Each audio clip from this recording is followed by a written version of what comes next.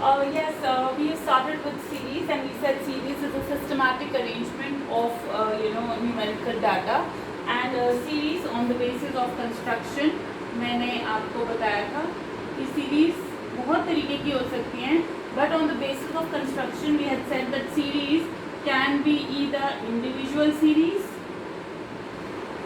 or it could be a frequency distribution, right? We said individual series में क्या होता है आपके, you have serial number and you have the variable x, right?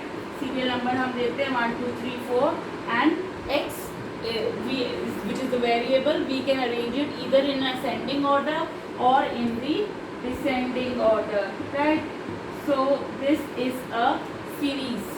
Okay, this is an individual series. Then we talked about frequency distribution. Here again we said that it can be a discrete frequency distribution or it could be a continuous frequency distribution, right? A continuous series which we call. Now when we talk about discrete series, we have the variable x and the respective frequencies, right? So what does it mean? It means that the variable we write only once, okay, and the frequency represents the number of times a value has repeated itself in a series. For example, here if the value 10 has a frequency 2, that means 10 has come 2 times, right? 13 has come 4 times, 12 has come 3 times, 15 has come 1 time, right? So this was the discrete series which is basically used to represent the discrete variables, right? And when we have to make continuous represent continuous variables, we make use of a continuous series, right? Now I also told you the difference between discrete and the continuous variables, where we said that discrete variables are those variables which cannot take decimal values, right? For example, number of children per family. You can have average number of children can be 2 or 3. They cannot be 3.5. 3.5 बच्चे तो नहीं हो सकते ना किसी family के. और उसी तरह number of fans in a class, in a school, they can be, average number of fans can be 3 or 4. It cannot be 2.3. ठीक है?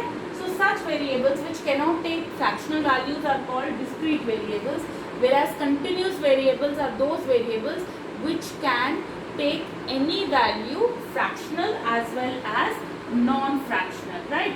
So we have already done the construction of discrete series and individual series. Today we will do the construction of the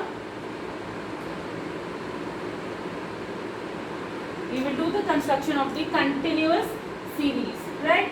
Now continuous series, there are certain precautions which you have to take in mind while making a continuous series, right? There are certain precautions which have to be taken into mind while making a continuous series, right? What are these? As you know, मतलब आपने पढ़ा होगा छोटी class में अपने 10th में 9th में, जब हम कंटिन्यूअस सीरीज बनाते हैं तो हम क्या बनाते हैं? हम बनाते हैं क्लास इंटरवल्स और उसकी फ्रीक्वेंसीज, राइट? क्लास इंटरवल्स हम कैसे लेते हैं? 0 to 10, 10 to 20, 20 to 30.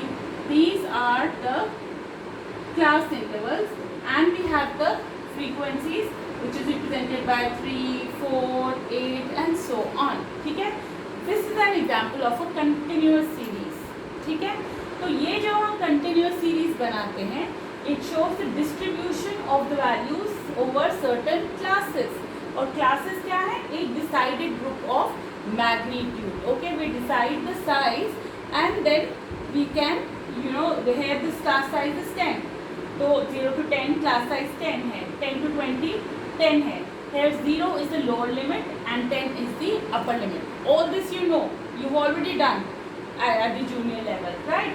Now जब हम ये class interval बनाते हैं तो हमें कुछ चीज़ें ध्यान में रखनी पड़ेगी, ठीक है? क्या ध्यान में रखनी पड़ेंगी? सबसे पहले हमें odd classes, class size हमको क्या करना है?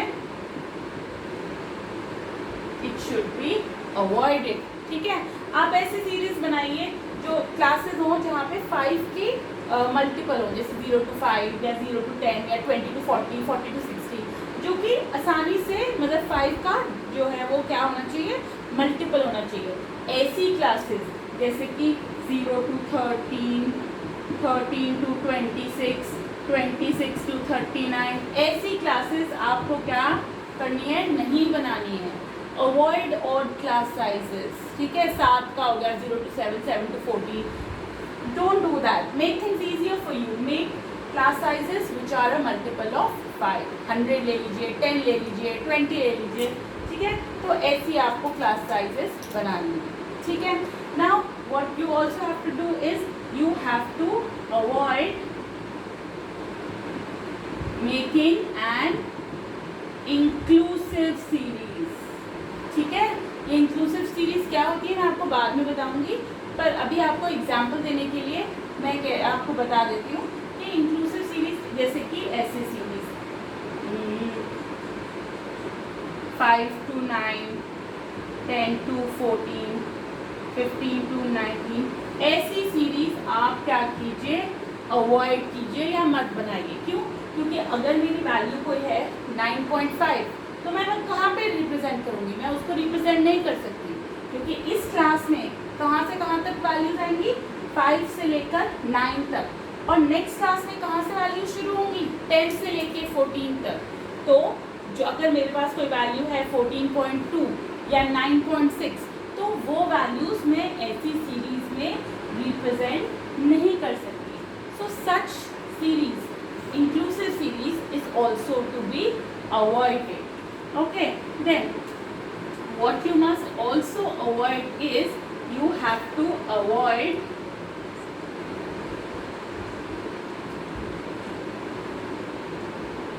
overlapping. Okay, now what is this overlapping? Overlapping means that each value should find its place in only one class. आपके पास ऐसी नहीं होनी चाहिए सीरीज,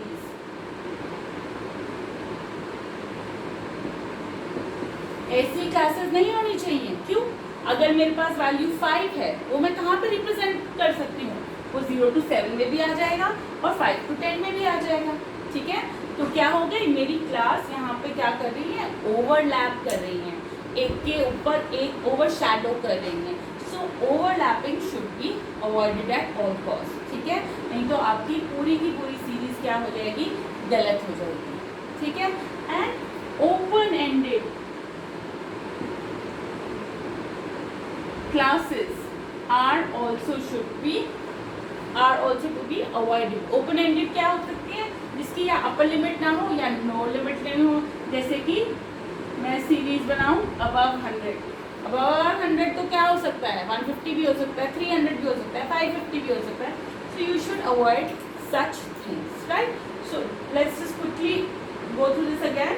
जब आप कंटिन्यूअस सीरीज बना रहे हैं, आपको और क्लास साइजेस नहीं लेने हैं, इंक्लूसिव सीरीज नहीं बनानी है। At try your level best to make exclusive series, avoid overlapping and do not make open ended classes. ठीक है, तो ये चीज़ें ध्यान में रखते हुए we are going to make our in continuous series. I am going to take here an example.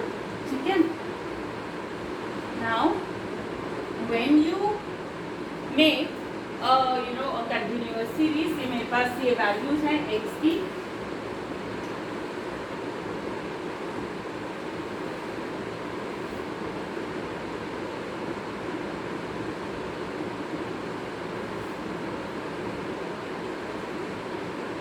okay, let's just take there are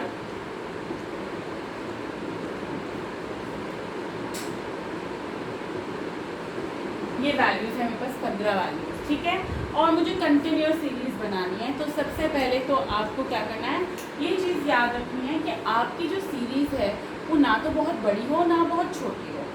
ऐसे ना हो ना कि 25 क्लासेस हो, वो भी गलत है। तो classes should be between 5 to 10। Okay, 5 से 10 के बीच में क्लासेस इनकी होनी चाहिए। ठीक है, तो उसके लिए हम क्या निकालेंगे, रेंज निकाल लेते हैं। रेंज क्या होती है, हम निकाल लेते हैं range is equal to L minus S, largest value minus the smallest value, इसको हम चेक करेंगे। लार्जेस्ट वैल्यू क्या है हमारी 46 और स्मॉलेस्ट वैल्यू क्या है 5, तो मेरे आ गई रेंज इसकी क्या हो गई 41, ठीक है। और अगर मुझे 5 क्लासेस बनानी है तो मैं क्या करूँगी 41/5 8, ठीक है। इसका मतलब मेरा क्लास साइज अराउंड 5 to 10 हो सकता है, ठीक है। तो अब मेरी मर्जी है, मेरे को ये इस तरीके से वैल्यूज बनानी है कि जो सबसे छोटी वैल्यू है 5 वो भी रिप्रेजेंट हो जाए और सबसे बड़ी वैल्यू जो है 46 वो भी रिप्रेजेंट हो जाए, ठीक है। तो मैं क्लास इंटरवल्स फ्रीक्वेंसी डिस्ट्रीब्यूशन बनाने के लिए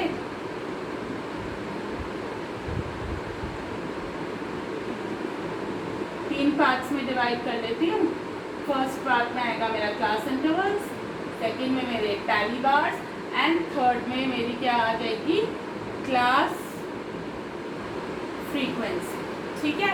तो अब मैं क्या करूँगी, सबसे छोटी वैल्यू 5 है तो मैं 5 से शुरू होकर 5 to 10 ऐसे भी ले सकती हूँ, पर मैं बेटर ये है कि ये 0 से 10, 10 to 20, 20 to 30, 30 to 40, 40 to 50।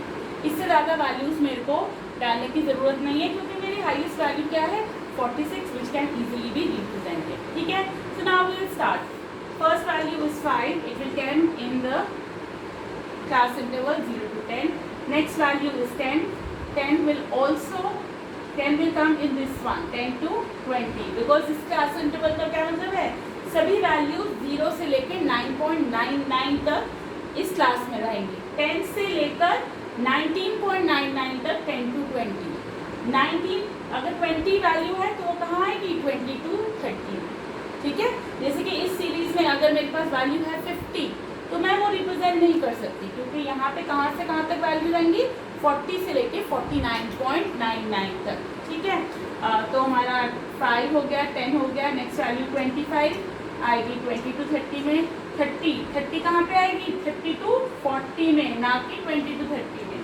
Next value 14 will come here, 18 will also come here, 24 will come here, 36, 42, 38, 35, 37। अब 4 हो चुकी हैं, 37 है तो ये मैं इसको ऐसे क्रॉस कर दूँगी तो मेरा बंडल बन जाएगा 5 का।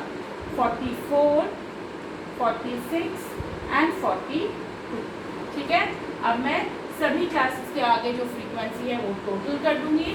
कितनी आ गई 1, 10 to 20 की 3, 20 to 32, 30 to 45 एंड 4, ठीक है। मैं कर लूँगी टोटल ऑफ द फ्रीक्वेंसीज। अगर मैं करूँगी टोटल, देखिए कितना हो गया 3, 4, 5, 6, 6, 4, 10, 15 is the total which is exactly equal to the number of values that I had. This means that I have not missed out any value and this is correct. Okay, this is how you make a continuous series. Okay children, thank you.